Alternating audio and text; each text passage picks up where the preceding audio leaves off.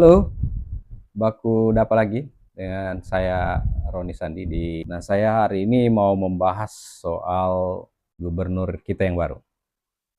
Gubernur Bapak Anwar Hafid yang berpasangan dengan Wakil Gubernur Dr. Reni Lamajido.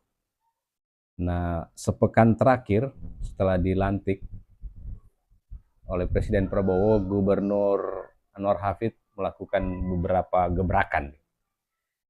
Jadi belum 100 hari program dari Bapak Anwar Hafid ini sudah tancap gas, dan beberapa pernyataan-pernyataan dan aksi cepat dari Anwar Hafid ini membuka mata publik, yaitu salah satunya ketika rapat dengan pihak PLN yang selama ini masyarakat Morowali Utara itu kita ketahui sudah 10 tahun mengalami krisis listrik. Jadi hampir setiap hari terjadi pemadaman 1 sampai 3 kali pemadaman. Dan puncaknya pada Minggu malam masyarakat Konodale melakukan aksi dengan membakar ban di depan rumah jabatan Bupati Morowali Utara.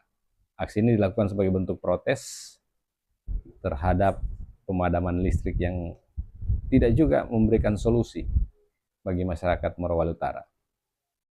Sementara menanggapi hal itu, Gubernur Anwar Hafid langsung mengundang pihak PLN di ruang kerjanya, dan di hadapan Gubernur Anwar Hafid, pihak PLN menyatakan pada akhir Maret 2025 ini PLN akan berupaya agar jaringan sutet dari PLTA Poso tersambung. Dengan demikian, solusi untuk permasalahan listrik di Kabupaten Morowali Utara terselesaikan. Nah, itu janji PLN. Kita tunggu. Nah, hal lain yang mengejutkan juga dari gubernur kita ini, yang kita ketahui memiliki tagline berani, benar-benar oleh publik Sulawesi Tengah menganggap ini adalah langkah berani yang dilakukan Anwar Hafid, yaitu untuk berobat di rumah sakit pemerintah.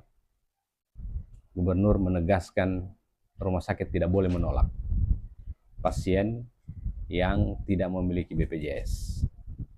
Kemudian gubernur juga menyatakan dengan tegas bahwa pasien yang akan berobat cukup memperlihatkan KTP.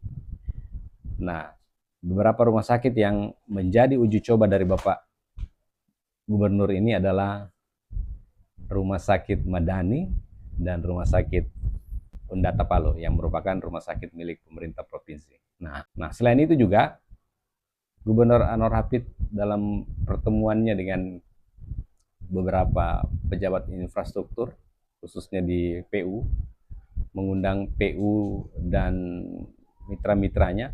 Oleh pertemuan-pertemuan itu kemudian Gubernur meminta semua PU berkoordinasi bahwa tidak ada lagi jalan yang tidak teraspal di Provinsi Sulawesi Tengah. Itu pernyataan Gubernur. Pernyataan lain yang juga mengagetkan publik Sulawesi Tengah, yaitu bahwa Bapak Gubernur tidak mau ada sekolah yang menerapkan pungutan terhadap siswanya.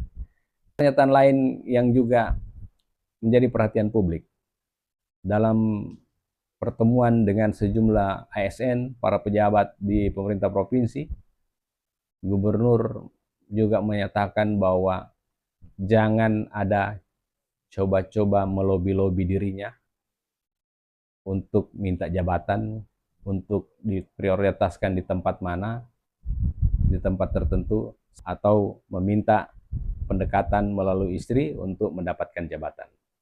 Pernyataan-pernyataan Gubernur ini tentu diapresiasi oleh masyarakat Sulawesi Tengah, yang tentu pada implementasinya akan ditunggu bagaimana nantinya para bawahan, stakeholder menanggapi atau menjalankan apa yang diinginkan oleh gubernur kita ini.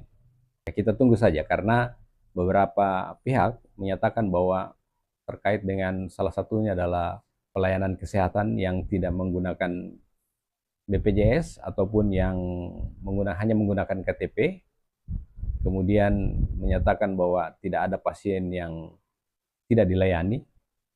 Jika tidak ada uangnya, pemerintah provinsi harus mencari uang untuk bisa merawat masyarakat yang mengalami sakit maupun menjalani pengobatan di rumah sakit.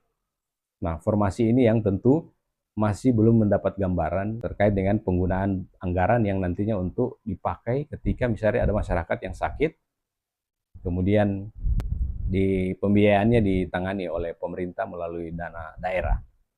Nah, kita tunggu saja seperti apa nanti gebrakan dan progres dari pernyataan gubernur kita ini. Semoga apa yang dilakukan gubernur terpilih Anwar Hafid bersama Reni Lamajido benar-benar membawa harapan bagi masyarakat Sulawesi Tengah. Juga benar-benar bisa amanah mewakili apa yang diharapkan masyarakat Sulawesi Tengah. Kita tunggu saja. Baik, terima kasih. Kita akan berjumpa lagi dengan konten berikutnya.